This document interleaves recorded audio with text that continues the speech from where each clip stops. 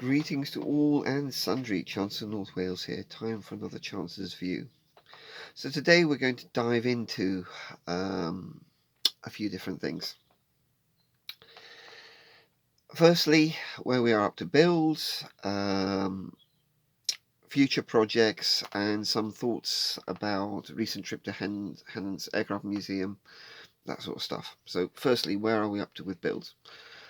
Basically, I haven't posted my Iskra build, which is part of a buddy build with Tommy from Killbox Scale Modeling and Ian UK Scalemodeller, because I don't want to post well ahead of them having completed their projects. So it's sat there, it's on the shelf, it got done a few weeks ago.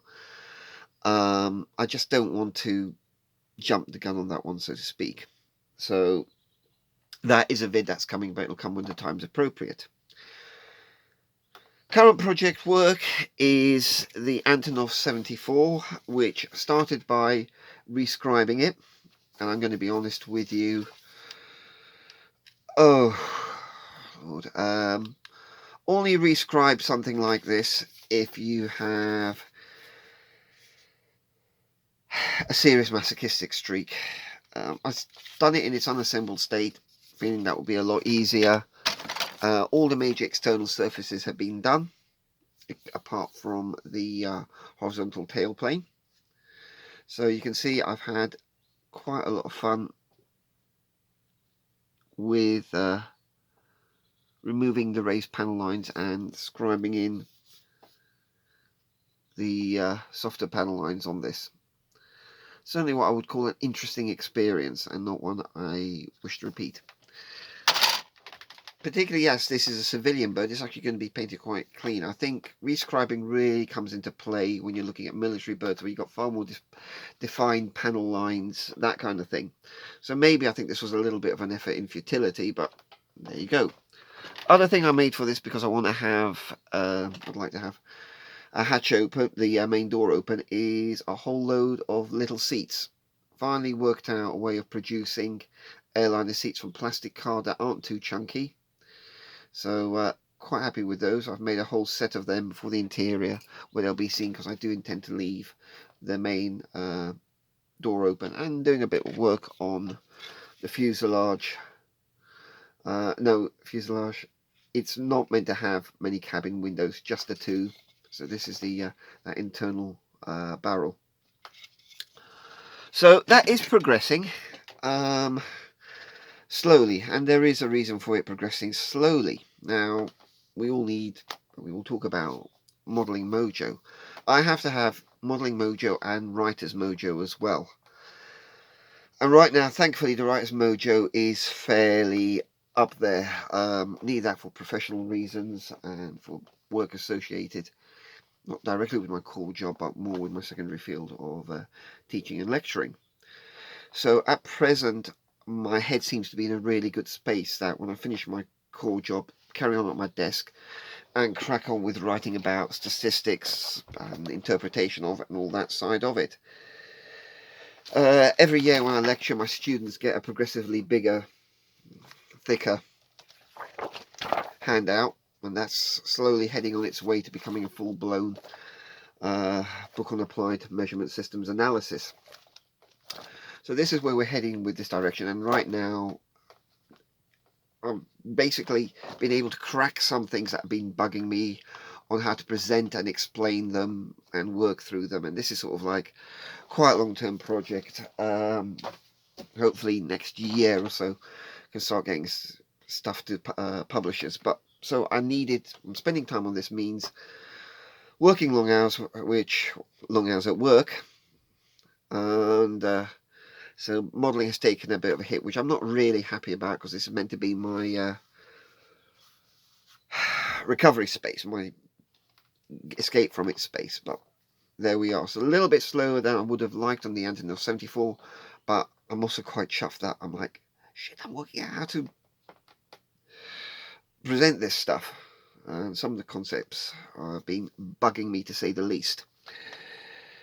So that's where we are on my own activities. Now, a couple of things.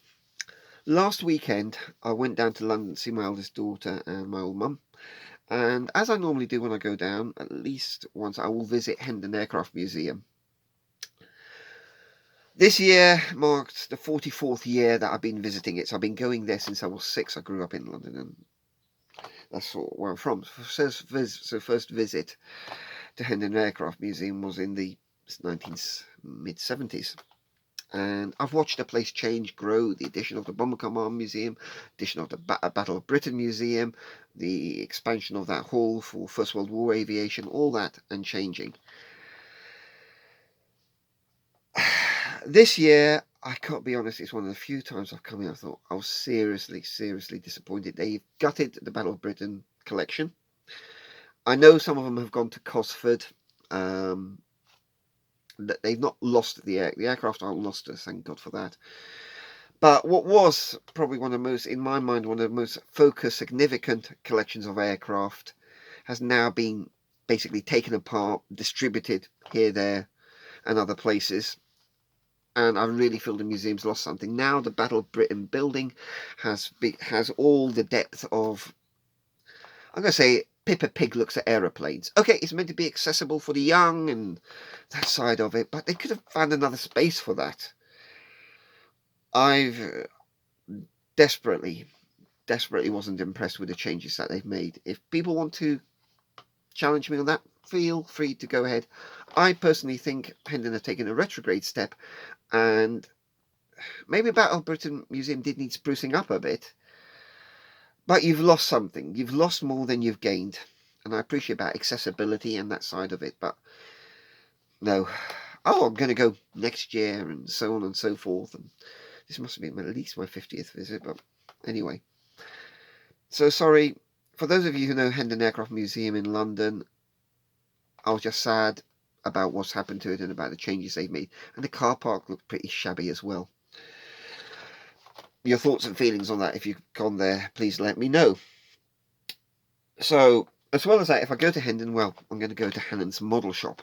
And I did come out with this, the Recon MiG-25. I've been aiming to get this. As you know, earlier this year I built the trainer version, and quite a few years ago now, I built the fighter version of the MiG-25.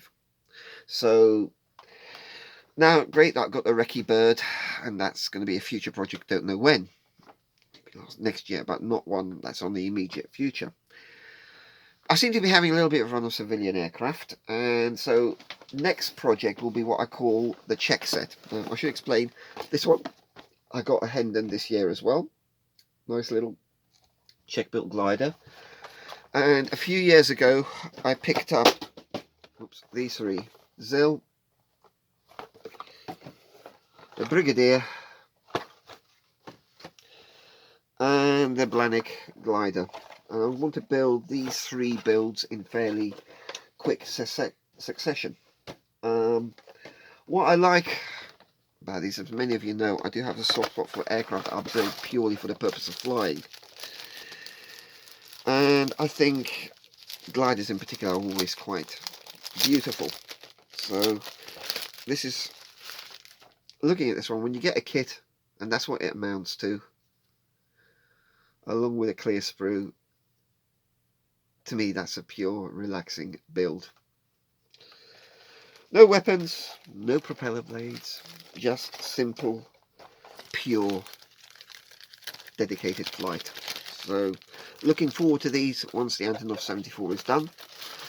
It'll also probably tie in a period once I've got my next run of lecturing done, so it'll be a nice sort of wind down period build, doing the 4 of these in quick succession. So all of them will be done in Czechoslovak